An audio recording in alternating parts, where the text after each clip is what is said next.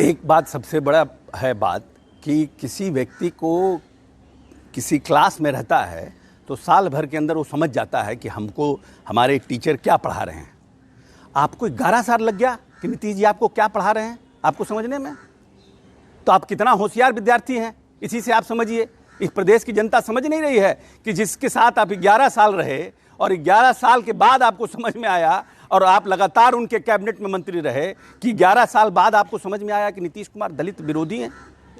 तो सबसे बड़ा प्रश्न चिन्ह तो इनके ऊपर लगता है कि आपको साल भर 1.5 साल में समझ में नहीं आया कि नीतीश कुमार दलित विरोधी हैं। 11 साल आपने लगा दिया ये समझने में।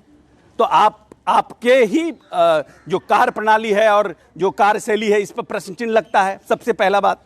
दूसरा बात कि जिस व्यक्ति को यह प्रदेश में मिला उस समय अनुसूचित जाति जनजाति का 40 करोड़ का बजट था, आज 1600 करोड़ से ऊपर का बजट है 2021 का दलितों के लिए। इस प्रदेश में कौन सा ऐसा प्रदेश है जो संसाधन संपन्न प्रदेश है जहां पर कि यूपीएससी और बीपीएससी की तैयारी के लिए जो है विद्यार्थियों को आर्थिक सहायता दी जाती है?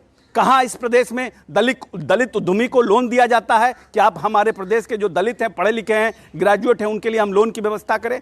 कहाँ पर बेरोजगार जो लोग हैं उनके लिए, दलितों के लिए परिवहन योजना शुरू की गई? कितने लोगों को, लगभग 6,500 इस प्रदेश के नौजवान दलित साथी हैं SC ST के जो उन्होंने परिवहन योजना का फायदा उठाया। लगभग हजारों लोगों ने BPSC और UPSC का फायदा उठाया। जो व्यक्ति बड़ा होता है, जो दूरदर्शी होता है, वो समझता है कि जब तक हम हाशिए के पड़े जो बड़ी जनसंख्या है, चाहे वो महिलाओं का हो, अति पिछड़ों का हो, दलितों का हो, उसको जब तक हम मुख्य धारा में नहीं जोड़ेंगे तब तक हम इस प्रदेश को 21वीं सदी में ले नहीं जा सकते। उस सोच के साथ नीतीश कुमार ने इन योजनाओं का निर्माण किया और दलितों के उत्थान करने का बात किया। हम तो समझते हैं आज़ादी के बाद इतना बड़ा दलित प्रेमी कोई मुख्यमंत्री हुआ ही नहीं है जिसने इस तरह की योजनाओं का निर्माण किया। और आपको 11 साल लग गया। अब जब जाते हैं तो आप कहते हैं कि नीतीश कुमार दलित विरोधी है।